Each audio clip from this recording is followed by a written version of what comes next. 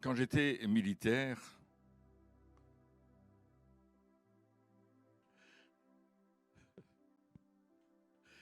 il y avait des choses étranges.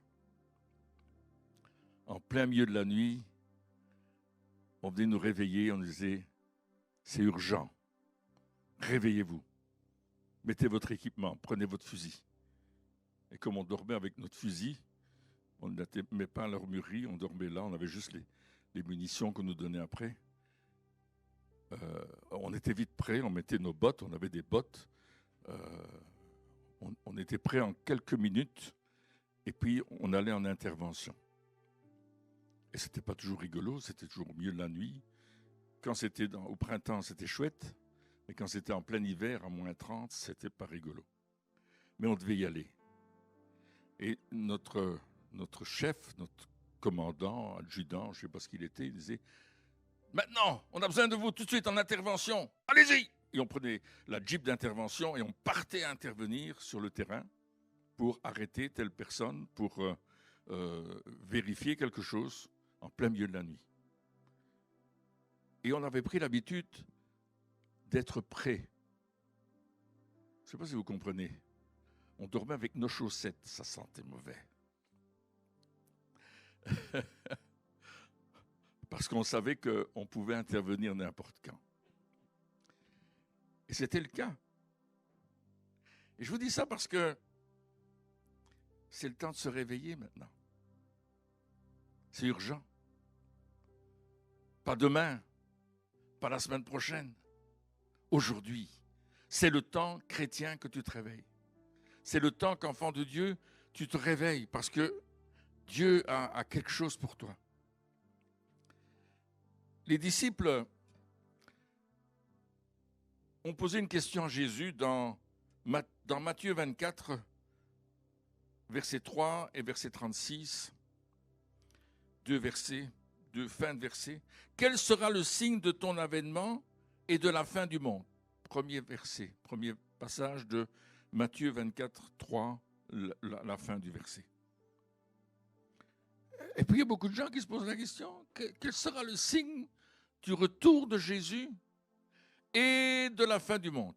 Il y a deux choses, vous voyez, là-dedans. Mais peu importe. Et Jésus répond, pour ce qui est du jour et de l'heure, verset 36, personne ne le sait, ni les anges des cieux, ni le Fils, mais le Père seul. Bon, maintenant, le Fils est avec le Père, donc à mon avis, il doit savoir. Mais c'est quand même quelque chose d'intéressant.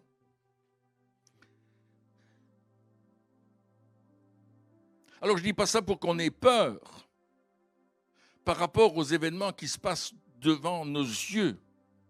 Et beaucoup de prophètes, Daniel par exemple, aurait voulu vivre ce que nous vivons aujourd'hui parce qu'il l'avait prophétisé dans son livre. Et si vous n'avez pas lu le livre de Daniel encore, ou si vous l'avez lu il y a longtemps, relisez-le. Sans pour autant faire des pronostics et des calculs, hein, parce qu'il y en a qui ont fait des calculs sur le nombre de semaines, le nombre de jours, quand ça allait arriver, etc. Ce n'est pas intéressant. C'est difficile à comprendre. Et il y a différents calculs qui ont été faits, il y a différents livres qui ont été écrits là-dessus, il y a différentes paroles qui ont été données. Mais celui qui a la parole, c'est Dieu. Il est le seul qui a vraiment la parole. Amen. Et je réfléchissais à quelque chose, imaginez que la parole de Dieu, elle est éternelle. Le ciel, la terre passeront, mais mes paroles ne passeront pas. Et je réfléchissais à ça, j'étais dans mon lit, je réfléchissais à toutes ces choses. Et puis, je dis, mais tu t'imagines que la parole s'est faite chair. Alors, je ne sais pas si, moi je ne comprends pas ce que ça veut dire, mais la parole est devenue Jésus. Aujourd'hui, on a beaucoup de films de fiction, quelque chose qui d'un coup se transforme. Là. Jésus est devenu la parole. Il est la parole qui est devenue Jésus, pardon. La parole devient Jésus, elle habite parmi nous. C'est ce qui est écrit hein, dans l'Évangile. Ça n'a rien à voir avec mon message, mais je réfléchissais là-dessus la nuit passée, et puis je me dis, ça c'est quand même extraordinaire, que Jésus, la parole, est devenue chair, qu'elle a habité parmi nous. La parole qui a créé l'univers, la parole qui a créé les galaxies, la parole qui a créé, je ne sais pas encore tout quoi, qui nous a créés, qui a créé la nature, le monde, etc., est devenu homme. Wow. Moi, ça me dépasse, hein. Je ne sais pas toi, mais moi, je me dis quel amour, hein, que la parole qui crée toute chose devient homme. Et c'est pour ça que Jésus dit, mes paroles sont esprit et vie. Parce que la parole qui sort de celui qui est la parole, ça crée quelque chose. Amen. Comprenez? La parole qui sort de celui qui est la parole faite chair, crée quelque chose. Mes paroles sont esprit et vie. Il crée quelque chose. Waouh! La parole de Dieu est créatrice. Et comme tu es devenu un enfant de Dieu et un avec Christ, tes paroles sont créatrices. Waouh! Ou destructrices, en fonction de ce que tu dis. Waouh! Et que tu dis sur toi-même parfois, et que tu ne devrais pas dire. Vous êtes d'accord avec moi, je sais. Je vois des têtes qui font oui, oui, oui. Bon, mais ceci dit, je ferme la parenthèse, parce que ce n'était pas mon message, mais je trouvais ça intéressant. Vous savez, je parle avec Dieu pendant la nuit, et puis on discute sur la parole, et on discute de ce que ça veut dire, tel mot, pourquoi il dit ça, pourquoi il écrit ça. Et puis parfois, je suis là, je réfléchis, je dis, c'est quand même, je devrais l'écrire, là, je devrais. Mais je ne l'écris pas toujours. Alors, Daniel, je vous parlais de Daniel, au chapitre 2, verset 21, il parle de Dieu parce que Daniel a eu une vision extraordinaire, n'est-ce pas? Elle a vu la vision de cette fameuse statue, hein, de cette fameuse statue qui représente les différents empires qui allaient venir dans les siècles qui allaient suivre jusqu'à aujourd'hui. Et puis Daniel va dire au verset 21 du chapitre 2 que Dieu, c'est lui qui change les temps, les circonstances, qui domine l'histoire. Il est celui qui fait que les rois sont là ou sont plus là. Et Daniel a vu les périodes, et il a vu les rois, il les a décrits comme il les a vus. Et c'est intéressant, on avait parlé de Daniel, je pense, à un certain moment. Et il a vu ces rois-là, il les a vus destitués, hein, parce qu'il avait reçu une parole par rapport à Babylone. Et puis, à un certain moment, c'est les Mèdes et les Perses qui ont pris Babylone. Et il avait vu ça dans sa vision, et c'était impossible de le savoir.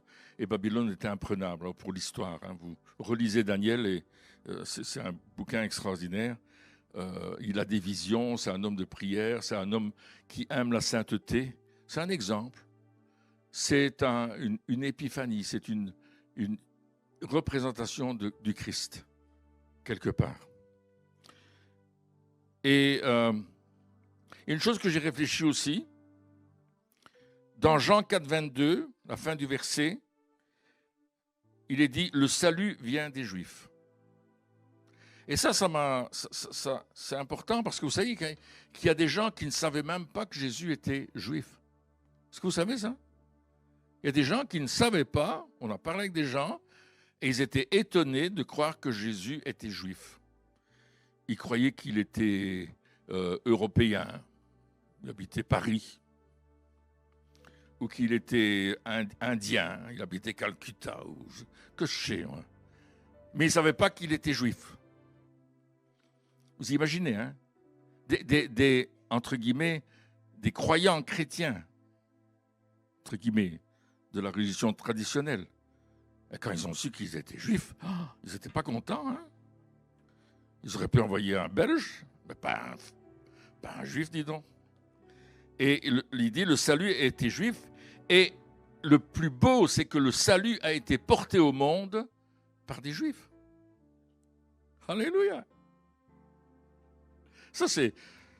T'as l'apôtre Pierre qui va aller chez Corneille. Vous vous souvenez de Corneille? Corneille, c'est un Italien. Nino, les Italiens, si. Tu t'imagines, ils sont privilégiés, n'est-ce pas? Les Italiens, vous êtes privilégiés, les Italiens. Corneille était là. Et il avait vraiment un nom rigolo, hein, Corneille. Cornelius. Et ils sont allés chez Corneille. Et ils ont annoncé l'évangile parce que Corneille avait vu un ange. il avait vu les choses célestes. Oh, oh, hello. On doit comprendre les choses terrestres, mais tout en restant avec notre cœur dans les choses célestes. On ne doit pas seulement rester sur le terrestre, sur ce que je vois, ce que je pense, ce que je sais. Non, non. À un certain moment, il y a des choses que je ne sais pas, auxquelles je ne pense même pas, mais qui sont réelles. Le monde spirituel est réel, mais le monde spirituel en Christ est encore plus réel. Amen. Et là, Paul va suivre Pierre. Pierre va ouvrir la porte chez les païens. Et Paul va être l'évangéliste des païens, l'apôtre des païens. Et il va évangéliser tout le bassin méditerranéen avec sa petite équipe. Et ils vont faire des choses extraordinaires. Je ne sais pas. Parce que ce n'est pas naturel qu'ils aient marché tant de kilomètres, qu'ils aient voyagé tant de voyages sans avoir de problème physique. Parfois, Paul parlait toute la nuit. Il y a un récit où Paul parle toute la nuit. Et après avoir parlé le matin, il s'en va jusqu'au bateau qui est à des kilomètres, je pense 35 kilomètres, et il le fait à pied. Attends, c'est pas naturel. Moi, quand je fais la nuit de prière, j'arrête à minuit et demi, parce que le lendemain, je suis dans les nébuleuses quand je me lève le matin. En plus, on était dans le décalage horaire la semaine passée, je suis revenu dans le décalage horaire.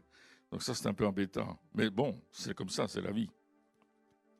Le salut vient des Juifs, il est annoncé par des Juifs partout dans le monde, et puis bien sûr, c'était relayé. Et il y a des choses formidables qui se sont passées là. Dans la première aux Corinthiens, chapitre 9, verset 16, Paul dira ceci: « Si j'annonce l'Évangile, ce n'est pas pour moi un sujet de gloire, car la nécessité m'en est imposée, et malheur à moi si je n'annonce pas l'Évangile. » Paul va annoncer la bonne nouvelle parce qu'il y a quelque chose en lui qui le pousse à adresser la bonne nouvelle. Il dit « Je ne m'en attribue pas le mérite. » Waouh! Fais pas une liste, là, j'ai autant de convertis. Vous savez, les marques qu'on met sur les avions quand on a abattu les avions ennemis. Non, non, il ne dit pas ça. Tant mieux s'il y en a des convertis, gloire à Dieu. Je ne m'attribue pas le mérite de mon travail, car je suis obligé de remplir mon devoir en accomplissant cette œuvre. Ce serait une agonie pour moi si je ne prêchais pas constamment l'Évangile. Une agonie, je ne sais pas si tu comprends l'agonie. Paul est un passionné parce qu'il est saisi par le Saint-Esprit. Quand nous sommes saisis par le Saint-Esprit, quand nous sommes conduits par le Saint-Esprit, nous devenons des passionnés, et pour nous, l'heure ne compte pas, les déplacements ne comptent pas, l'argent que je mets dedans ne compte pas, je n'y pense même pas, parce que je travaille pour mon boss. Et quand je suis passionné pour quelque chose, je vais l'accomplir sans réchiner, je vais le faire, je suis passionné, j'aime ça. On a des passions. Pierrot, il aime aller à la pêche. Ça ne le dérange pas de se lever à 4 heures du matin pour aller mettre ses lignes dans les temps aussi pour les bains de pied. Il y va. C'est juste Pierrot. Il y en a qui sont passionnés d'automobile, ça ne les dérange pas d'acheter une voiture qui coûte plus cher que leur revenu. Parce qu'ils sont passionnés, ils vont la tuner, ils vont mettre plein de trucs dedans, ils sont passionnés. Quand tu es passionné, tu fais quelque chose qui va au-delà de ton raisonnement humain. Tu es passionné. J'ai rencontré un monsieur qui était passionné pour la ligne Maginot. La ligne Maginot, c'est cette fameuse ligne que les Français avaient fait dans l'est de la France pour arrêter les Allemands. Et ils avaient fait des tunnels, des souterrains avec plein de trucs là. Et lui, il était passionné par ça. Et il me dit, j'étais passionné, j'allais dans les tunnels, je passais des journées entières à prendre des photos. J'ai monté un diaporama, mais extraordinaire, de tout ce que j'avais là-dedans. Mais le jour où j'ai rencontré Christ, j'ai tout jeté parce que j'étais plus passionné de ces choses-là. Je suis devenu passionné de Jésus. Wow! Ah, je me suis dit, waouh, ça c'est... Il a découvert quelque chose. Parce que c'était devenu viral dans sa vie. Il voulait toujours faire ces choses-là. mais ce n'était pas de Dieu. Il y a des choses pour lesquelles nous sommes peut-être passionnés aujourd'hui, mais qui ne sont pas l'annonce de l'Évangile. Vous comprenez ce que je suis en train de dire? Alors, je ne dis pas que la passion pour quelque chose est quelque chose de mauvais. Ce n'est pas ça que je suis en train de dire. Mais si la passion que tu as est supérieure à la passion que tu as pour Dieu, waouh! Pose-toi des questions. Dis, est-ce que c'est une vraie passion ou est-ce que c'est ma passion personnelle? Oh, on est passionné. Paul dira dans Galates 2,20, et on connaît ce passage, j'ai été crucifié avec Christ. J'ai été crucifié avec Christ. Rien que ce mot-là, ça nous fait réfléchir. J'ai été crucifié avec Christ. On parlait tout à l'heure, Mathias donnait cette parole, que s'il n'y a pas un abandon total, on n'est pas dedans. Et là, il dit, j'ai été crucifié avec Christ.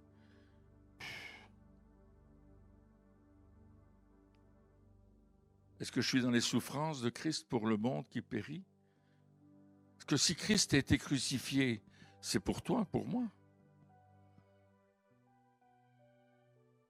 On n'a pas la teneur de la... On ne voit pas la teneur de la valeur de ce qui est dit, la mesure. Et on le dit, j'ai été crucifié avec Christ, c'est plus moi qui vis, c'est Christ qui vit en moi. Et si je vis encore dans la chair, je vis dans la foi au Fils de Dieu qui m'a aimé, qui s'est livré lui-même pour moi. Seigneur, aide-nous à comprendre cette parole. Paul, il connaît Dieu de façon intime, d'une façon personnelle. Et quand tu connais Dieu d'une façon intime, tu es dans le secret de Dieu. Tu rentres dans le secret. Il te donne le mystère. Le mystère.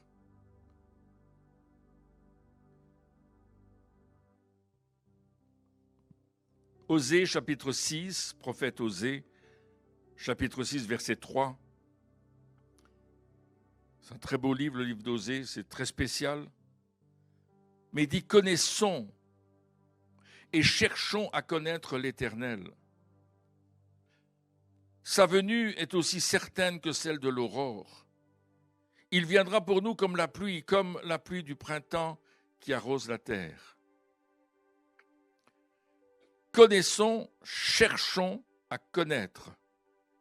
Alors on peut le connaître et encore chercher à le connaître. Je veux mieux connaître mon Dieu. Je veux aller plus loin avec lui. Je veux le connaître.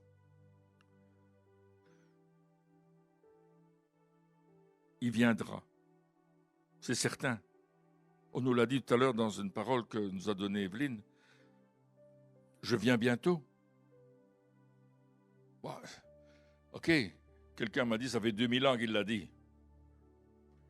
Mais on est plus proche maintenant d'il y a 2000 ans. Matthieu 24 dit ceci au verset 14. Cette bonne nouvelle du royaume sera prêchée dans le monde entier pour servir de témoignage à toutes les nations, alors viendra la fin. Dans le monde entier, offrant à chaque nation une démonstration de la réalité de Dieu ou que Dieu existe vraiment. Mais attention, le temps des nations est en train de se terminer.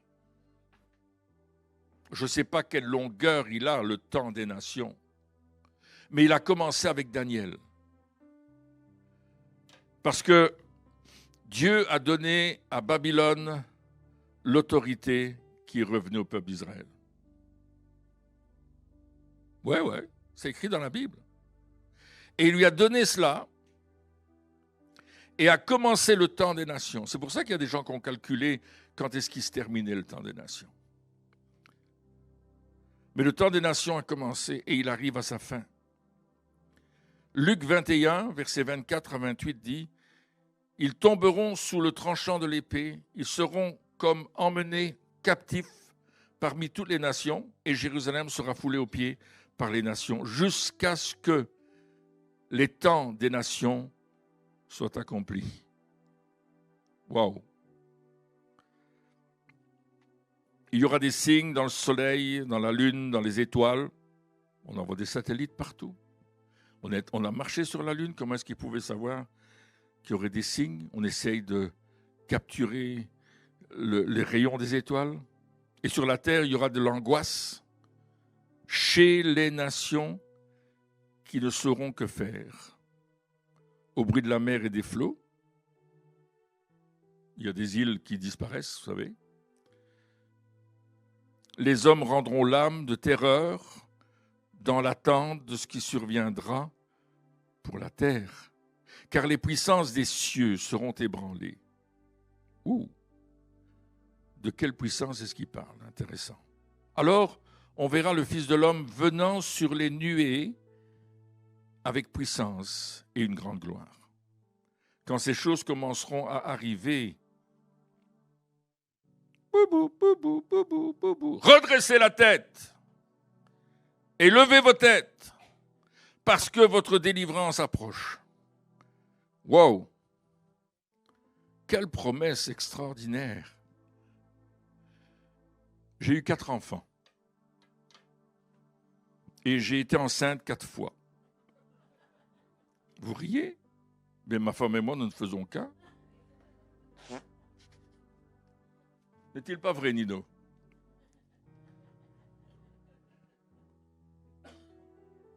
C'est moi qui avais les envies, pas elle.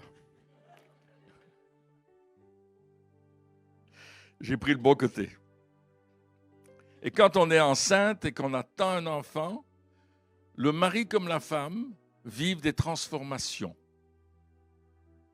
La femme, elle va vivre des transformations dans son corps, mais le mari va avoir des transformations dans sa manière de penser et de vivre. Il y a quelque chose qui se passe. Tu ne restes pas indifférent que ta femme est enceinte. Tu es participant. Et à un certain moment, il y a les douleurs de l'enfantement. Avant que l'enfant soit là, il y a des douleurs. Vous avez remarqué, mesdames? Christine ne savait pas ce que c'était les douleurs de l'enfantement au début. Et on est allé se promener après avoir mangé un bon beefsteak avec des frites. On est allé se balader, puis on est allé chez le médecin. Ils ont fait un monitoring. Tout va bien, madame, allez encore vous promener. On est allé se promener. Puis on est retourné à 7 h du soir. Il dit « Ah, vous allez accoucher !» Il dit « Ah bon ?» Et puis on l'a mis dans la salle d'accouchement. On l'a amené là, sur son lit. Et puis on dit « Maintenant, montez sur la table. » Vous savez ce qu'elle a fait? Elle s'est mise debout sur la table d'accouchement. Et puis elle a dit « Qu'est-ce que je fais maintenant ?» On était tous pliés en deux. Et elle aussi, elle rigolait entre 2 contractions. Elle rigolait, puis ah! C'était pour notre premier fils, Samuel. Là, il faut raconter l'histoire parce que c'était exceptionnel. C'est encore une histoire de la famille Beumier, ça, vous savez. Des trucs incroyables. Et elle a eu les douleurs de l'enfantement. Et puis, elle me serrait la main et pousse, pousse, pousse. Elle a poussé tellement fort que l'enfant est sorti comme un ballon de football. Le médecin l'a rattrapé, il l'a acheté à l'infirmière. Non, j'exagère. On a marqué un but. Elle n'avait aucune idée de ce que c'était l'accouchement. C'était la première fois. Moi non plus. Heureusement, je ne suis pas sensible. Quand je vois du sang, ça ne me dérange pas, mais c'était terrible, quoi, quand même. Alors, et là, il y a ces douleurs. Mais il y a la délivrance. Romains 8, 22. Or, nous savons que jusqu'à ce jour, la création tout entière soupire et souffre les douleurs de l'enfantement. Nous ne sommes pas conscients de l'agonie et des gémissements de toute la création, comme si elle était en proie aux contractions de travail en vue de l'accouchement. Quand nous regardons ce qui se passe autour de nous, ce n'est pas naturel. Hein? Il y a des contractions qui se passent. La terre, créée par Dieu, est en train de se contracter parce qu'il y a un accouchement qui vient. Oh, non pas un enfant qui va naître, mais on sait que le retour de Christ est là. je viens bientôt. Quand vous verrez ces choses arriver, sachez que vous allez voir le Fils de l'homme sur les nuées du ciel. Oh my! There is something special. Il y a vraiment quelque chose qui nous dépasse dans notre entendement. Il y a les douleurs de l'enfantement qui sont là. On les a autour de nous. Catastrophes naturelles, tremblements de terre. Pouf. On a été servis ces temps-ci, hein? L'Afghanistan, le Maroc, je ne sais pas tout quoi. Les ouragans. Vous avez vu les ouragans au Mexique? Il y avait des gens, quand on était au Québec, il y a eu cet ouragan au Mexique. Hein? Acapulco a été complètement détruit. Et j'avais des photos, là, ils me montraient les photos, Pasteur Poulain montrait des photos d'Acapulco, les buildings qu'eux avaient photographiés quand ils étaient allés là-bas. Eh bien, il n'y avait plus de buildings. Toutes les fenêtres étaient cassées, tout était abîmé. Toutes ces belles constructions qui venaient d'être faites étaient détruites. Les ouragans. Et il y a eu plusieurs ouragans, d'ailleurs, autour de nous. Les inondations, vous avez vu le nord de la France, les Flandres, et ça c'est rien, parce qu'il y a en Inde, il y a en Australie, etc. Les volcans en éruption, vous avez vu les volcans? Les gens évacuent parce qu'ils se disent, si lui respire encore 2 fois, ça y est, on est cuit. Les conflits armés, Ukraine, Arménie, Israël, l'antisémitisme qui monte, la pollution, les sectes, la montée de l'islam, la persécution mondiale des chrétiens qui ne cesse d'augmenter drastiquement. On dit, c'est pas pour nous, c'est loin. Mais ça vient. Est-ce qu'on est solidaire avec les persécutés? Est-ce qu'on prie pour eux? Est-ce qu'on pense à eux? Est-ce qu'on donne pour eux? Est-ce qu'on s'engage pour les sortir de prison? Parce qu'un jour, ça va être notre tour. Si Dieu ne nous enlève pas avant, si on ne va pas au ciel avant ça, est-ce qu'on est prêt? Église, est-ce que tu es prête à vivre des persécutions? Est-ce que tu es prête à vivre une agression dans la rue parce que tu es chrétien, parce que tu vas à l'église de chez Apollos, chrétien en action?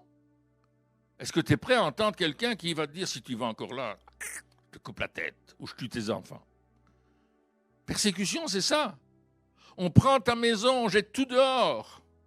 Un de nos professeurs de l'école biblique nous racontait, il était parti, il était des Indes, c'était un vrai Indien, il est allé dans le nord, je ne sais plus, près de l'Himalaya, là, et lui était du sud, et ils ne l'ont pas accepté. En plus, il annonçait l'évangile.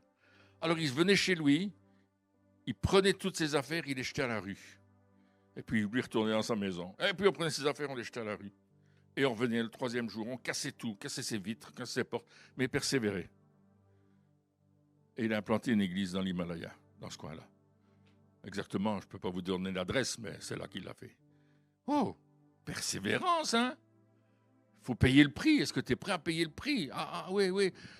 Se soumettre constamment à Dieu. Est-ce que tu es prêt à payer un prix comme celui-là? Les douleurs de l'enfantement sont là, mes amis. Ce n'est pas pour les autres.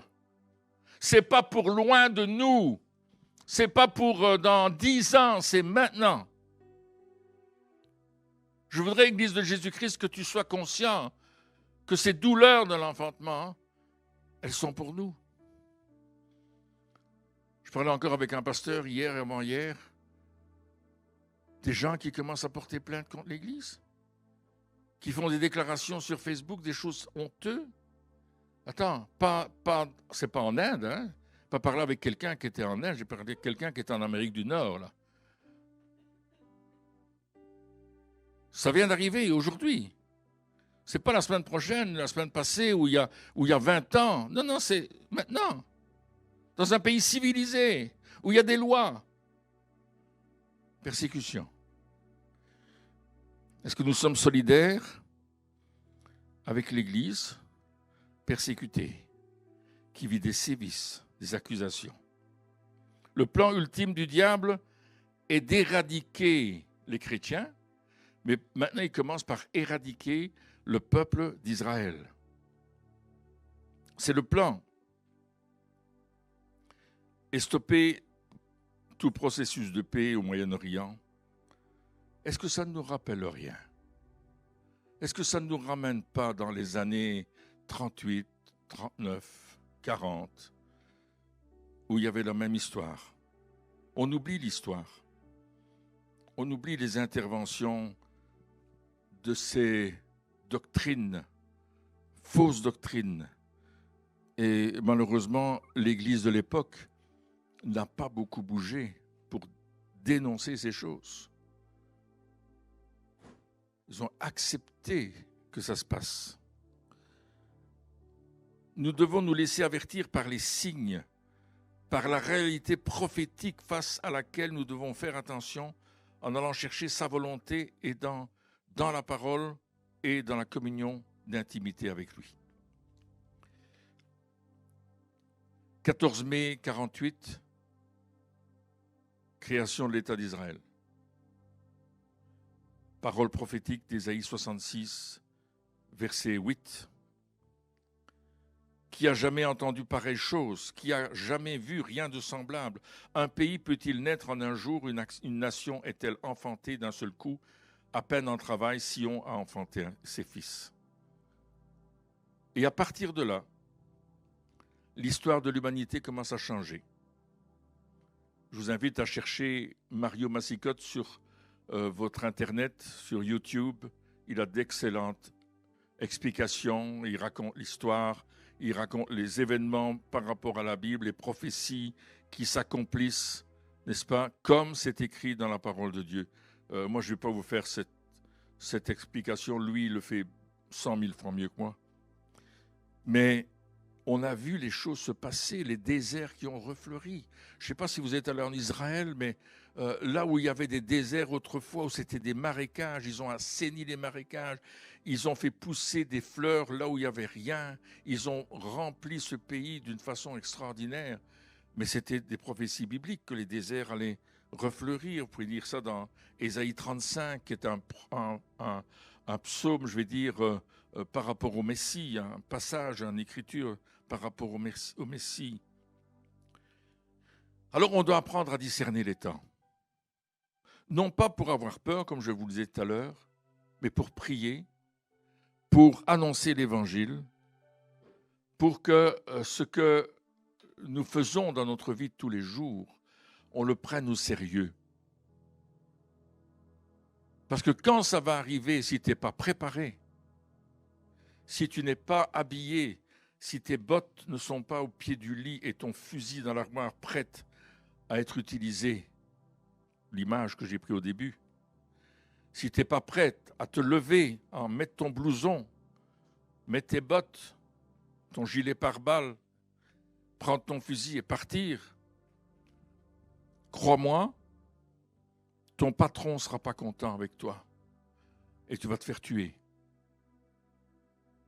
Tu vas abandonner. Tu vas avoir peur. Mais si tu es prêt, si tu sais te servir de tes armes spirituelles, si tu marches dans les bottes du Saint-Esprit, si tu as revêtu l'armure spirituelle, si tu es prêt, alors tu vas faire face aux douleurs de l'enfantement. Tu vas passer à travers. Mais il y a le mot douleur. Tu ne dois pas oublier. Le mot douleur. Les douleurs de l'enfantement. Il y a des douleurs. Il y aura des tentations. Tout à l'heure, on avait reçu cette parole de Francesca qui disait « Fais attention de ne pas te laisser à nouveau mettre dans l'esclavage, de te faire captiver par les choses d'autrefois. Les attitudes, les habitudes, les manières de vivre d'autrefois. » Commence à réfléchir. Les douleurs de l'enfantement. Elles sont là et on va les vivre. La terre les vit, mais le peuple de Dieu le vit aussi. 1 Chronique, chapitre 12, verset 32, dit que les fils d'Isaacar avaient l'intelligence des temps pour savoir ce que devait faire Israël. Nous avons besoin d'aller dans les lieux célestes. On a un accès dans les lieux célestes à travers le nom de Jésus-Christ. Nous sommes des fils et des filles d'Isaacar. Nous pouvons monter dans les lieux célestes quand nous voulons. La Bible dit que nous avons maintenant, à travers du sang de Jésus, un libre accès devant le trône. Hello! Quand est-ce que la dernière fois que tu es allé devant le trône? Il dit, Pierre, c'est des images, tout ça, on ne peut pas aller devant le trône comme ça. Mais si, tu as le sang de Jésus. Tu as un libre accès. Libre accès, ça veut dire quoi? Ça veut dire libre accès, non? Je ne sais pas, moi, je ne peux pas le traduire autrement. Quand tu veux, merci. Quand tu veux et quoi tu veux, c'est pas la même chose. Quand tu veux, tu vas devant le trône quand tu veux. Seigneur, dis-moi, parle-moi, enseigne-moi, montre-moi. Et Dieu va nous montrer à tous la même chose. Il ne va pas montrer une chose à l'un et l'autre à l'autre, un truc différent. Non, il est dans la même unité, notre Dieu. Nous sommes un avec lui. Nous sommes un avec Christ. Alléluia. Nous sommes un avec Christ tous ensemble. Glory to God. On va aller dans les lieux célestes, on va regarder ce qui se passe. On va plonger nos regards dans la Bible aussi, parce que la Bible nous parle. Mais on ne va pas les plonger simplement avec notre intellect, on va les plonger avec notre cœur. Pour avoir des révélations des choses cachées. Et Deutéronome 29, 29, vous connaissez ce passage par cœur. Les choses cachées sont à l'Éternel, notre Dieu. Les choses révélées sont à nous et à nos enfants à perpétuité, afin que nous mettions en pratique toute la parole de cette loi. Dieu nous révèle des choses qui sont cachées parce qu'elles lui appartiennent et qu'il est au-delà de notre compréhension, mais il veut nous les donner. Il veut nous les partager, il veut nous les révéler. Maintenant, faisons attention aux personnes qui ont des révélations autres. Une dame est venue me trouver un jour, une dame d'un certain âge. Elle m'a dit, Pierre, j'ai un livre spécial pour toi. Les révélations qui ont été données à Moïse lorsqu'il était en Égypte. Mais c'est un secret. Tu ne peux pas le dire aux autres et tu vas devenir quelqu'un de puissant. Et j'ai dit, je vous remercie, mais je n'en ai pas besoin. Je suis déjà puissant en Jésus-Christ. Je n'ai pas besoin de révélation de l'Égypte ou de je ne sais quel truc. C'était sérieux, la dame était sérieuse. Elle voulait m'instruire dans quelque chose qui n'était pas biblique. Attention, révélation. Alors là, c'était gros comme le nez au niveau du visage. Hein. Ça se voyait, tu comprenais tout de suite qu'il y avait, comme on dit à Bruxelles, un stute. Il y avait vraiment un problème. Je me suis dit, c'est quoi? J'étais dans l'église de Bruxelles à ce moment-là.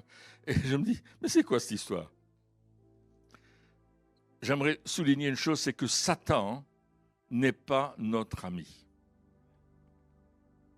Arrêtons de croire qu'on peut flirter avec le diable, qu'on peut flirter avec la désobéissance, qu'on peut flirter avec les choses qui sont impures dans nos vies. Arrêtons de croire cela. C'est pas vrai. Le diable est notre ennemi, c'est un menteur, un destructeur, un voleur. Il vient pour dérober, égorger, détruire. Il vient pour annihiler, pour détruire complètement, effacer. Vous avez vu ce qu'a fait le nazisme. Hein? Ils ont quand même brûlé 6 millions de juifs, là.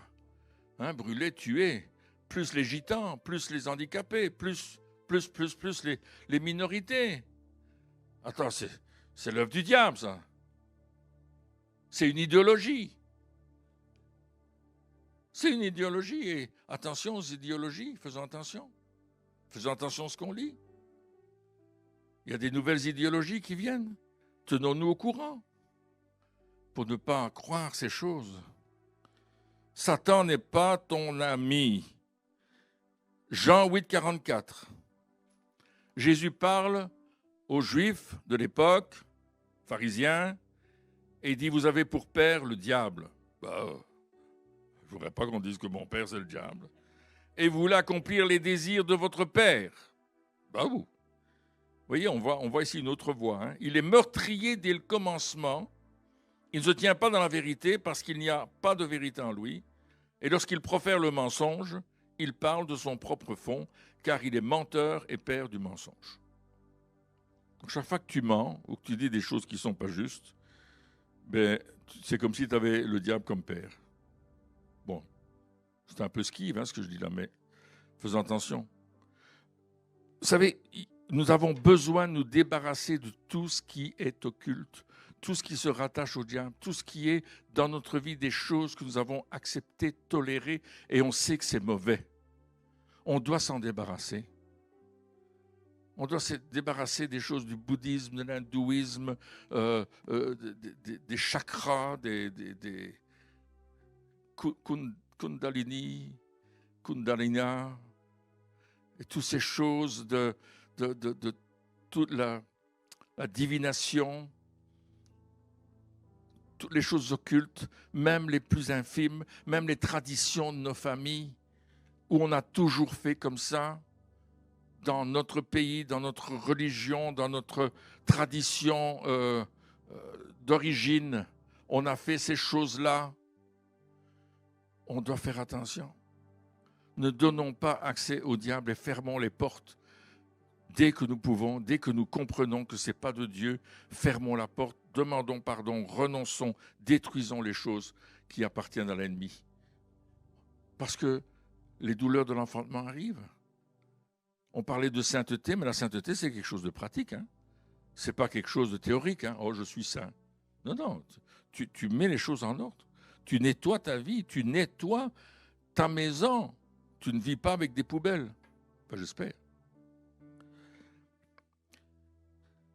Notre sort en tant qu'Église, corps de Christ, est lié au peuple d'Israël. Vous saviez ça? Romains chapitre 11, versets 24 et 25.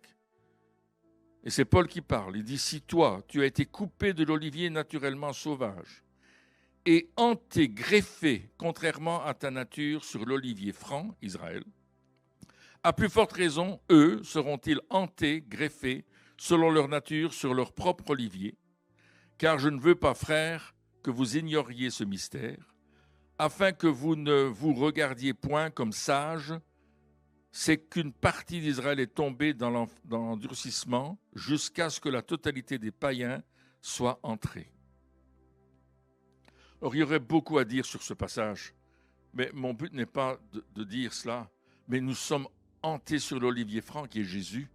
Nous avons été greffés à Jésus. Je suis la vigne, vous êtes les sarments. Je suis le cep, vous êtes les sarments. Mon père, c'est le vigneron. Vous vous souvenez de ce passage, n'est-ce pas, de Jean, chapitre 15.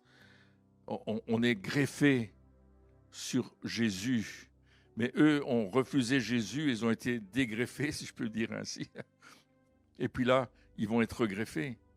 Mais jusqu'à ce que la totalité des païens, ça nous parle de l'évangélisation, ça nous parle d'annoncer le message au monde, soit entrés dans le salut. Waouh, il y a un quota, vous en faites partie. Mais il y en a d'autres qui doivent en faire partie aussi. Et Dieu veut que vous leur parliez de l'évangile. Et Dieu veut que tous les hommes soient sauvés et parviennent à la connaissance de la vérité. Il n'y a pas toi tu seras sauvé, toi tu ne seras pas. Non, on annonce l'évangile, tu choisis si tu veux être sauvé ou pas. Et c'est pourquoi aujourd'hui, plus que jamais, on doit être solidaire avec le peuple d'Israël. Je ne parle pas solidaire dans la politique. Je ne suis pas en train de parler de politique, je ne suis pas en train de parler de la guerre contre le Hamas et contre le Hezbollah, etc. Je ne parle pas de ça. Nous devons rester solidaires, prier pour Israël, pour qu'il reconnaisse le Messie. Et vous savez ce qui est en train de se passer en Israël. Et je le tiens de sources sûres de rabbins qui me l'ont raconté, notamment Rabbi Gennadi. Il me disait beaucoup de Juifs aujourd'hui se tournent vers Jésus à cause de la guerre. Amen. Et c'est aujourd'hui que ça se passe. À cause de cela, beaucoup ont compris que, en fait, Dieu se servait du Hamas pour les ramener dans le fait que, waouh, ils connaissent Dieu. Wow. Ah, ça, c'est dur à accepter, à comprendre, mais on l'a lu dans le livre d'Habakkuk, où Dieu s'est servi des Babyloniens, un peuple encore plus méchant que le peuple de Juda, pour corriger Juda. Après, il a dit qu'il allait corriger les Babyloniens, ce qu'il a fait. Vous lisez le livre de Daniel et l'histoire, n'est-ce pas? Vous saurez que ça s'est passé. Mais quand même, moi, je ne voudrais pas que nous, l'Église, on soit corrigés comme ils sont corrigés. Mais restons dans cette phase prophétique qui est lié au contenu qui est dans la Bible, jusqu'à ce que la totalité des païens soit entrée. Et Jésus dira dans Matthieu 24, 21, 24, non, Luc 21, 24, je pense, jusqu'à ce que les temps des nations soient accomplis. Deux choses, la totalité des païens, le temps des nations. On est là. Et je vous ai dit que ça a commencé avec Nebuchadnezzar, la statue de tous les pays. Et nous sommes arrivés dans le début de la fin des temps des nations. C'est marrant, le début de la fin des temps. Et c'est pour ça qu'il y a les douleurs de l'enfantement. Alors quelle va être, selon 1 Timothée 4, versets 1 à 3, les choses qui vont se passer dans les derniers temps. Le Saint-Esprit l'a explicitement révélé à la fin de cet âge, la fin du temps des nations. Beaucoup s'éloigneront les uns après les autres de la vraie foi.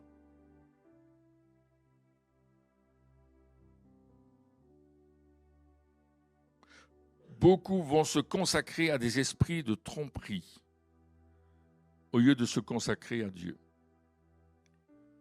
Beaucoup vont suivre des révélations et des théories inspirées par des démons, au lieu et place de se fonder sur toute la révélation de la parole de Dieu. Beaucoup seront des menteurs hypocrites qui vont séduire beaucoup, mais leur conscience ne va pas les déranger. Beaucoup exigeront le célibat, des restrictions alimentaires que Dieu n'a pas demandé, qu'il n'attend pas. Il va toutes sortes de lois qui vont se remettre en pratique. Toutes sortes de choses qui vont revenir. Tu vas devoir porter le voile. Certaines églises vont t'obliger à porter le voile. D'autres diront que tu vas mettre des longues robes, les femmes. Les hommes, il faut toujours être habillés d'une autre façon. Il ne faut pas avoir les cheveux longs.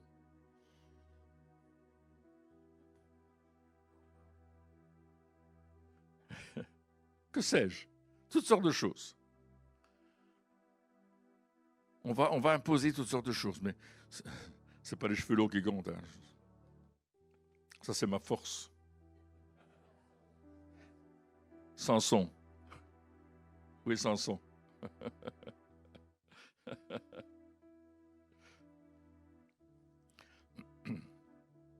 Beaucoup de faux prophètes avec des nouvelles théories, soi-disant bibliques, des demandes d'argent pour recevoir des bénédictions, pour avoir des enfants, pour trouver une épouse ou un époux, pour réussir dans l'entreprise. Si vous lisez mon livre sur la prophétie, il y a les trois dernières clés nous parlent des faux prophètes, de leurs caractéristiques, des fausses prophéties, ainsi que de l'esprit de Jézabel, de l'esprit de Balaam, etc. Toutes ces puissances qui détournent de Dieu. Alors, je ne sais jamais que quelques citations que je fais, mais ça peut nous aider. David Wilkerson, vous avez connu David Wilkerson qui a écrit le livre La Croix et le Poignard. Dans les années 70, dans les années 70, je ne connais pas la date exacte, avait écrit un livre qui s'appelait La Kermesse est finie. Et dans ce livre, il disait que des hordes de démons allaient être libérés sur la terre. Et c'est ce qu'on voit aujourd'hui, des hordes de démons qui sont libérés. C'est pourquoi sanctifie-toi, parce qu'elles vont t'attaquer. Alors je termine. Je ne sais pas quelle heure il est, mais je termine. Alors, que faire lorsque nous comprenons cela? Donc, je parlais des douleurs de l'enfantement, que nous sommes à la fin des temps des nations, le commencement de la fin des temps des nations.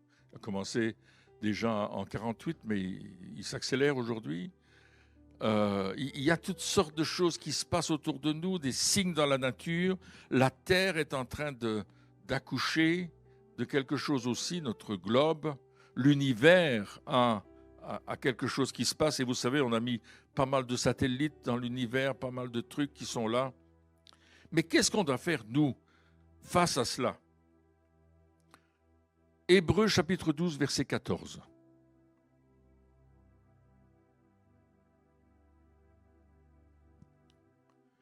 recherchez la paix avec tous. Tous, ça veut dire quoi tous? Ça ne veut pas dire que j'ai un rhume et que je tousse, hein? Ça veut dire tous. Tout le monde. Les bons comme les méchants. Dieu aime les bons comme les méchants. Nous devons aimer nos ennemis. Ah! Pierre, tu dis, on doit aimer ses ennemis. Mais si c'est mon ennemi, je ne peux pas l'aimer. Mais Dieu nous a aimés, on était ses ennemis. Moi, j'étais ennemi de Dieu. Je ne sais pas si vous l'étiez, mais j'étais ennemi de Dieu. Mais il m'a aimé quand même. On doit aimer nos ennemis, prier pour eux, les bénir, leur faire du bien, pas les maudire. Ah! On n'est plus dans la période de l'Ancien Testament où on maudissait nos ennemis, on priait pour que les méchancetés retombent vers eux, pour que ce soit eux qui tombent et pas nous. Non. Jésus a dit, priez pour vos ennemis, bénissez vos ennemis. Jésus l'a dit, Paul le répète. Waouh! C'est une autre théologie, mais aujourd'hui, il y a une théologie qui dit, vas-y, attaque tes ennemis, rends. Et après, on s'étonne qu'on a des problèmes. Tu es en train de faire la guerre. Jésus dit, recherchez la paix. Tu vois la différence? Tu dis, oui, mais Pierre, on doit quand même... Ben, tu as le sang de Jésus. Tu es assis avec Christ dans les lieux célestes. Ta position spirituelle, tu dois la connaître et tenir ferme devant l'ennemi. Crois ce que la Bible dit. C'est par la foi qu'on renverse les forteresses. Alléluia. C'est par la foi qu'on tient tête à toute attaque diabolique dans nos vies. Ce n'est pas par nos forces, c'est par sa force. Je ne suis pas sauvé par mes œuvres, je suis sauvé par la foi. Je ne suis pas vainqueur par mes œuvres, je suis vainqueur par la foi. Alléluia, une grande différence. Aujourd'hui, l'Église doit se positionner dans cette dimension d'être vainqueur par la foi en Jésus-Christ. Aimer nos ennemis. Rechercher la paix avec tous et la sanctification sans laquelle personne ne verra le Seigneur. Impossible de nous sanctifier si nous ne sommes pas en paix les uns avec les autres. Tu ne peux pas être sanctifié. Tu ne peux pas. Je veux être saint, mais j'en veux à mon frère, là, dans le même corps que moi. Je suis le corps.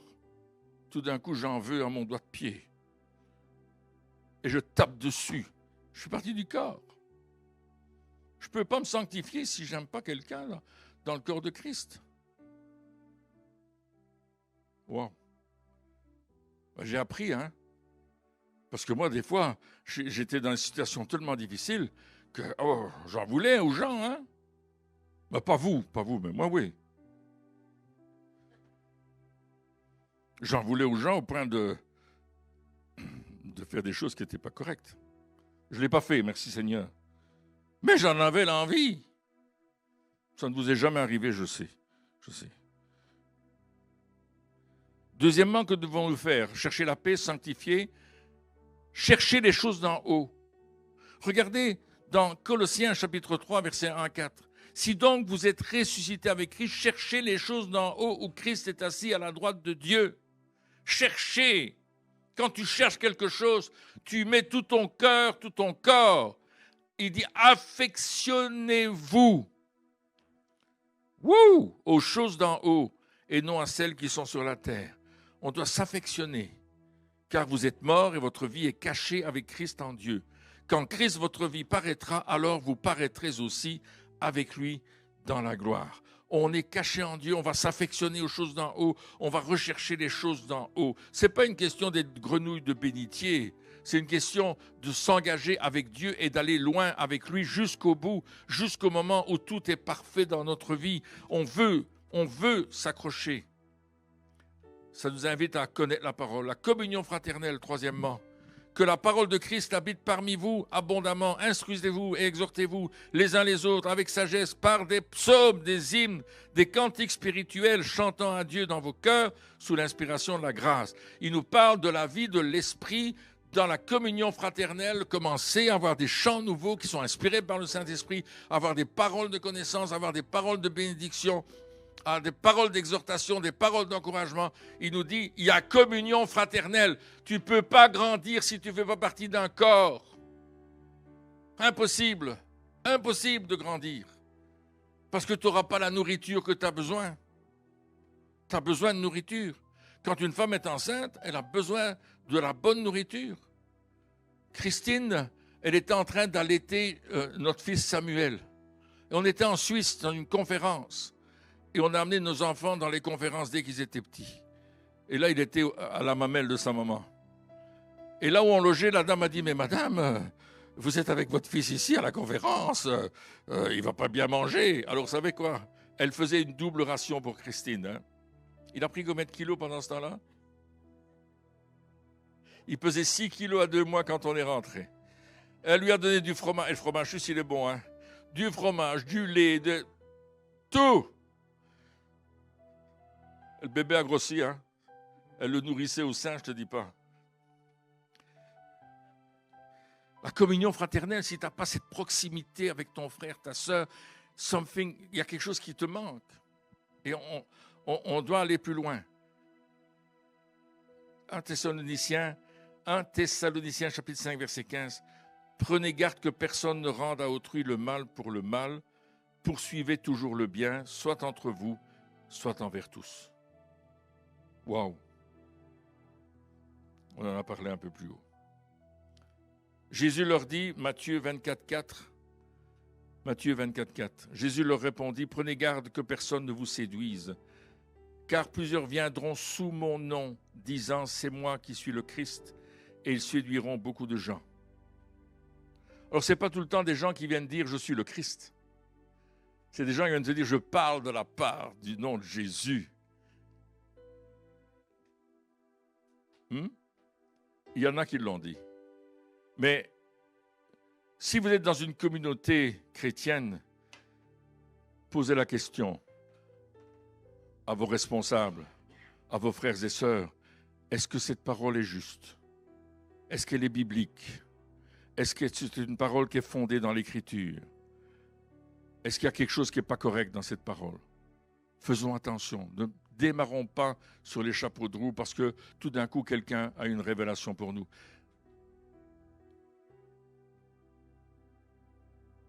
Quelqu'un a eu tout d'un coup un insight pour nous. Ça nous est arrivé, hein, Christine et moi. Hein? Dieu nous a parlé que vous devez venir servir avec nous. Oh, gloire à Dieu, ça nous a intéressés, on était intéressés. Ça ressemblait à être quelque chose de vrai. Mais la seule chose, c'est que Dieu ne m'a pas parlé, ni à moi, ni à Christine. Donc j'ai dû dire à la personne, Dieu ne m'a pas parlé. Il t'a parlé à toi, mais à moi, il ne m'a rien dit. Et le jour où il me dira quelque chose, j'obéirai. Alors la personne s'est mise en colère, me disant que je n'écoutais pas Dieu, qu'elle a fait pression, essayé de me manipuler, essayé de faire pression sur moi, essayer de dire, oui, mais moi je parle de la part de Dieu, et toi tu ne m'écoutes pas. Et je dis, Dieu ne m'a rien dit. Il m'a dit juste le contraire. Maintenant, il vient de me dire, ne va pas travailler avec eux. Il était méchant, hein, agressif. Il voulait me casser la figure. Je lui ai dit, j'en mange 2 comme toi au petit déjeuner. Il s'est calmé. Voilà ce que Dieu nous dit. Ne nous laissons pas séduire. Nous sommes invités, et Dieu nous invite en tant qu'Église, à aller dans un niveau supérieur. C'est-à-dire dans la présence de notre Dieu. Je vous disais tout à l'heure que l'important c'est qu'est-ce que je fais avec la parole que je reçois? Qu'est-ce que je vais faire avec la parole que j'ai reçue aujourd'hui? Est-ce que je vais dire, c'était bien, Pierre a bien parlé, toutes ces choses on les connaît déjà. Je suis certain que ce que je vous ai dit, vous le connaissiez déjà, il n'y avait pas de secret pour vous. Vous aviez déjà entendu parler de ces choses et ça ne fait que ranimer quelque chose. Mais qu'est-ce qu'on va en faire?